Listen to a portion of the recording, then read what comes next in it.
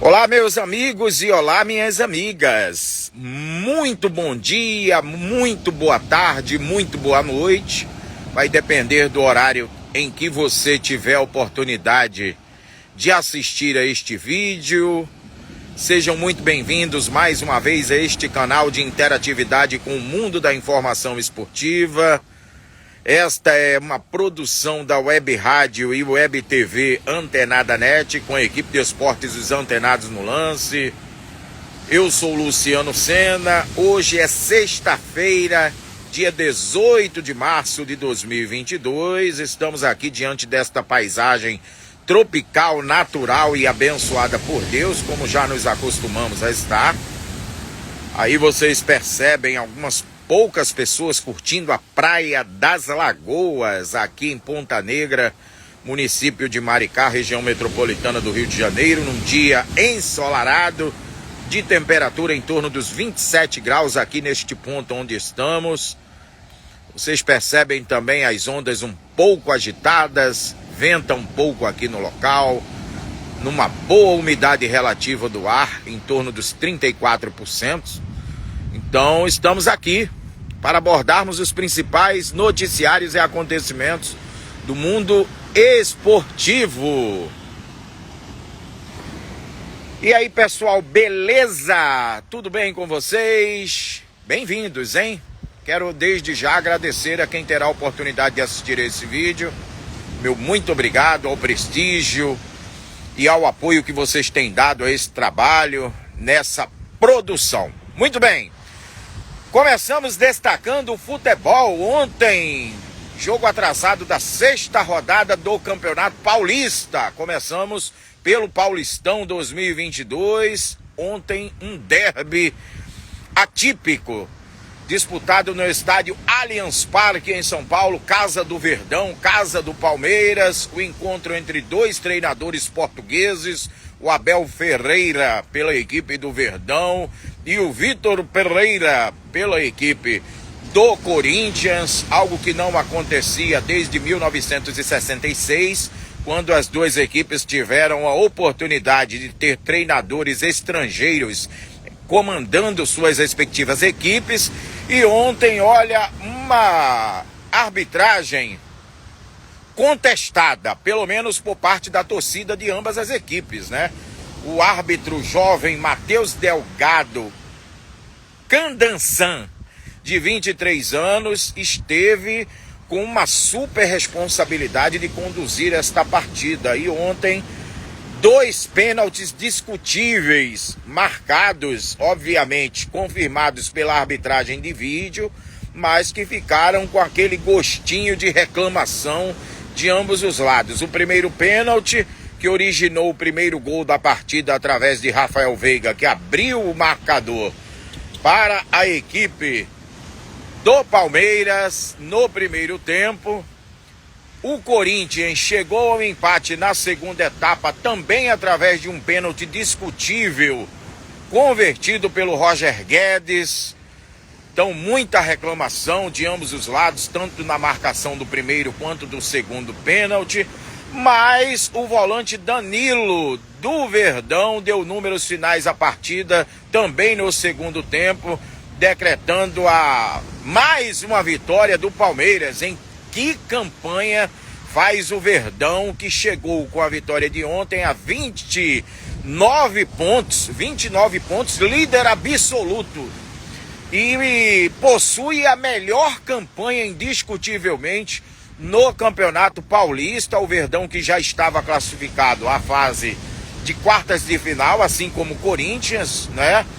Então o Verdão, olha, o rei dos clássicos, hein, minha gente, nesta temporada. O Palmeiras venceu todos os clássicos que disputou. Venceu o São Paulo, venceu o Santos e ontem, nesta partida atrasada da sexta rodada, venceu o Corinthians, ao passo que o Timão acumulou a terceira derrota em clássicos. O Timão, que já tinha perdido para o São Paulo, perdeu para o Santos e ontem voltou a perder mais um clássico, desta vez para o seu arquirrival Palmeiras, hein? E o Palmeiras, o alviverde imponente, segue na liderança isolada do Paulistão, detentor da melhor campanha, abriu 9 pontos de diferença em relação a Corinthians e São Paulo, que são as equipes que mais se aproximam do Verdão na tabela de classificação, e assim o Verdão largando a todo vapor, com toda a força e com todo o empenho na liderança do Paulistão. E ainda falando do Campeonato Paulista, né, que agora as duas equipes terão compromissos no final de semana. O Palmeiras vai a Bragança Paulista enfrentar o Bragantino e o Corinthians vai a Novo Horizonte enfrentar o Novo Horizontino na última rodada, 12ª rodada do Paulistão da fase de grupos.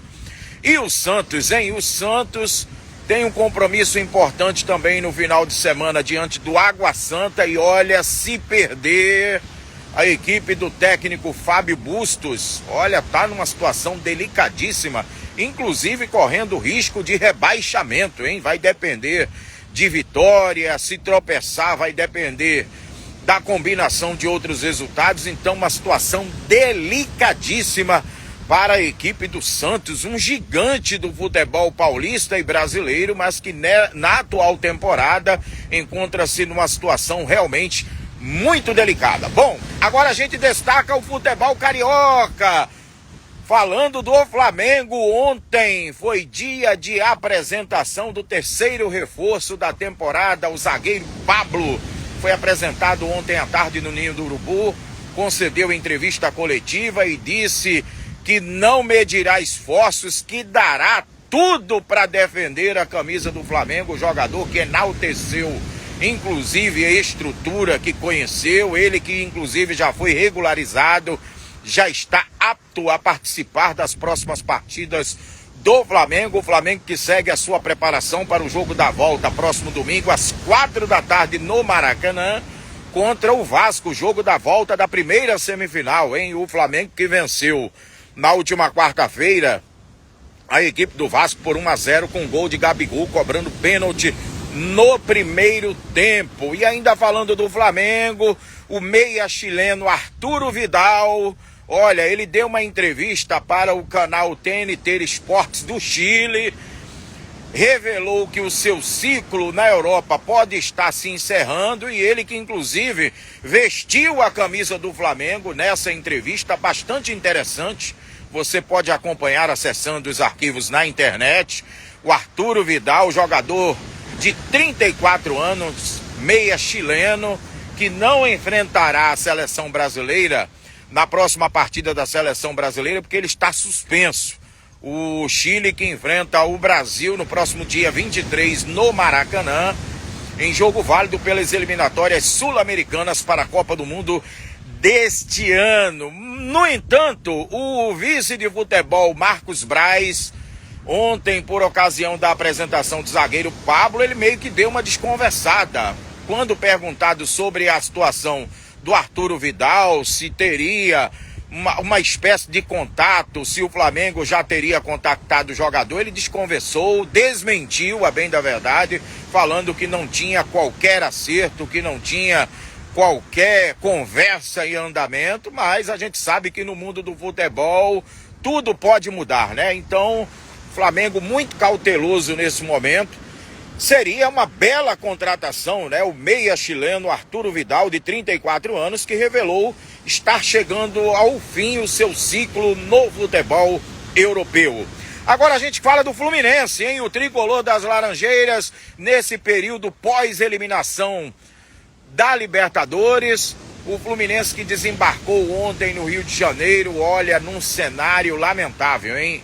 Torcedores compareceram, tentaram sair no tapa com seguranças do clube, tentaram de tudo, xingaram jogadores, responsabilizaram o técnico Abel Braga, que teve que dar explicações, e a torcida também, que já vinha se manifestando nas redes sociais, procurando alguém que pudesse ser responsabilizado pela eliminação, e acharam o Gabriel Teixeira, hein? O Gabriel Teixeira, que teve aquela jogada, a oportunidade nos pés dele de fazer aquele gol contra o Olímpia, que poderia ter mudado a história da partida naquele momento, no segundo tempo, antes, inclusive, do segundo gol da equipe paraguaia. Então, A torcida não perdoa, o Fluminense teve um impacto financeiro negativo com essa eliminação. O Fluminense, que vive um momento delicado de atraso de salários, vai ter que se reorganizar, e agora o Flusão tenta virar a página e foca todas as suas forças e o seu foco para a primeira partida da segunda semifinal, próxima segunda-feira, no estádio Newton Santos, diante do Botafogo. Então, o Fluminense tentando de alguma forma superar este momento triste para a torcida tricolor, que foi uma eliminação pouco provável que acabou acontecendo na última quarta-feira em Assunção, no Paraguai. Bom, agora a gente fala do Vasco da Gama. O Vasco da Gama, o gigante da colina, que ontem teve a presença dos empresários da 777 Partner, visitando as instalações, os centros de treinamentos da base e também do profissional. Instalações como da Cidade de Deus em Duque de Caxias, que abrigam a estrutura de treinamento das equipes de base, foram visitadas. Ontem todo um reconhecimento, algumas conversas sendo estabelecidas com dirigentes do clube, e hoje o ciclo de visitas continua. Está marcado agora para a parte da manhã reuniões com os dirigentes do Vasco da Gama, e também uma visita ao prefeito da cidade do Rio de Janeiro, Eduardo Paes, onde os empresários pretendem demonstrar todo o projeto e todo o investimento que pretendem fazer na equipe do Vasco da Gama. Então é o Vascão nessa nova empreitada da SAF, né? Sociedade Anônima do Futebol. Os empresários estão empolgados nessa fase de administração e aquisição do futebol cruzmaltino. Inclusive, esses empresários estão previstos de comparecerem ao jogo do próximo domingo, às 4 da tarde, contra o Flamengo. Vasco em desvantagem, realmente. O Zé Ricardo vai ter que montar uma estrutura de tal forma que possa surpreender a equipe adversária, e ao Vasco, para se classificar, só resta a vitória por 2 ou mais gols de diferença para aí ele, Vasco da Gama, se classificar à finalíssima do Campeonato Carioca. Agora a gente fala do Botafogo. O Botafogo, sob a gestão do John Textor, pode ter já nos próximos dias o anúncio da contratação do volante Patrick de Paula junto ao Palmeiras, o jogador que vem perdendo espaço no Alviverde Paulista e que inclusive ontem nem sequer foi relacionado para a partida no clássico diante do Corinthians. O Patrick de Paula está com negociações com o Botafogo, pode ser anunciado nos próximos dias, ou de repente até nas próximas horas, dependendo se a situação evoluir. Patrick de Paula pode pintar como um importante reforço para o restante da temporada alvinegra. O Botafogo, que também segue a sua preparação para a primeira partida da segunda semifinal, próxima segunda-feira, às 8 da noite, no estádio Newton Santos. Para fecharmos o balanço esportivo de hoje, vamos falar do futebol de salão local, O Esporte Clube Maricá, seguindo a sua preparação para a atual temporada, ontem realizou uma partida amistosa contra a Associação Esportiva de São Gonçalo. Jogo disputado ontem à noite na Arena Flamengo, no bairro do Flamengo, em Maricá. E o Esporte Clube Maricá venceu por 4-2. Então segue a preparação. Quero aproveitar e agradecer ao meu amigo Tiago, também ao Gerardo, toda a galera do Esporte Clube Maricá. É isso aí, minha gente, vamos ficando por aqui, agradecendo mais uma vez a quem terá a oportunidade de assistir este vídeo. Muito obrigado pelo carinho, que Deus abençoe a você, a sua vida, a sua família. A todos uma ótima sexta-feira, um forte abraço e até a próxima, minha gente. Tchau, tchau!